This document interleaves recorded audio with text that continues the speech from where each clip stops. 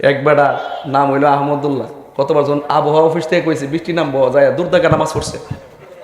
পরে বৃষ্টি নামছে, আয় পড়ছে রে, ওখান দিন নামাজ পড়ছে, বৃষ্টি অমন নাই। ও আবহাওয়া বার্তা কইছে মে মাসে বৃষ্টি হইব, ও না ন কেরামতি। হ্যাঁ আচ্ছা যাক, টাটা বেড়ে আসি মারছেন, যাক তা কবরে পরে আইসি কইবার লগ্য ওই যে আহমদুল্লাহ শৈতানরা। ঠিক আছে, আরেকটা আছে মুজাফর বিন মহসিন, এরও আজকে বাপডা হামু কথা কন, ঠিক না বেটি? হ্যাঁ কোরআন শরীফ যে রূপও আছে এটা বলে জাল, হ্যাঁ বলে নতুন, হ্যাঁ নতুন কোরআন শরীফ লিখছে বলে। হ্যাঁ আবার সূরা হাসরে 3 আয়াত পড়া আল্লাহ জালা ইলাহা ইল্লাহু, এটা পড়া বলে বেদাত।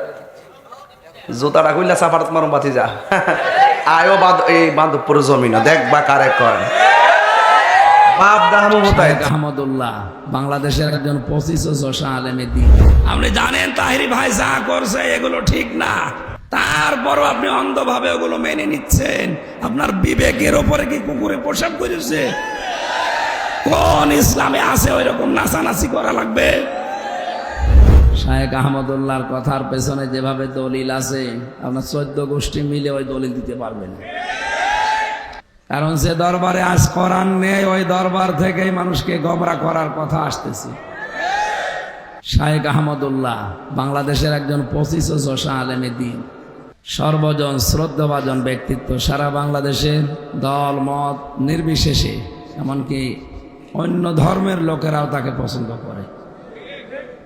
কারণ ইন্নাল্লাযীনা আমানু ওয়া আমিলুস সালিহাত সায়াজআলু লাহুমুর রহমানু ওয়ুদ্দা। ঈমান আনার পরে কেউ যদি সৎ আমল করে, ঈমান আনার পরে কোনো মানুষ যদি ভালো ভালো কাজের আঞ্জাম দুনিয়ায় দিতে পারে, সত্যিই তার ঈমানের দাবি অনুযায়ী সৃষ্টি জগতের ভেতরে তার প্রতি একটা মহব্বত আল্লাহ তৈরি করে দেয়। এটা শায়েখ আহমদুল্লাহর প্রতি আমরা অবশ্যই তাকে ভালোবাসি কোরআনের জন্য। কিন্তু ইদানিং কোরআনে কারিমের সবচাইতে বিরুদ্ধে যারা এই দেশে অবস্থান নিয়েছে, তারা আজ এই আলেমের বিপক্ষে উল্টাপাল্টা কথা বলছে। এই জন্য আমরা তাদেরকে থেমে যাওয়ার জন্য বলছি। শায়েখ আহমদুল্লাহর কথার পেছনে যেভাবে দলিল আছে, আপনার 14 গোষ্ঠী মিলে ওই দলিল দিতে পারবেন। আন্দাজে উল্টাপাল্টা চিল্লাম।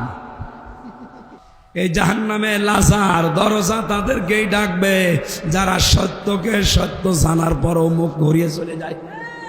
আর বাংলাদেশে এই চরিত্রের মানুষ বেশি। চোখে আঙ্গুল দিয়ে দেখিয়ে দেওয়া হয়, এর বড় মানতে চায় না। আমি কি নিচে নামবো না? মানে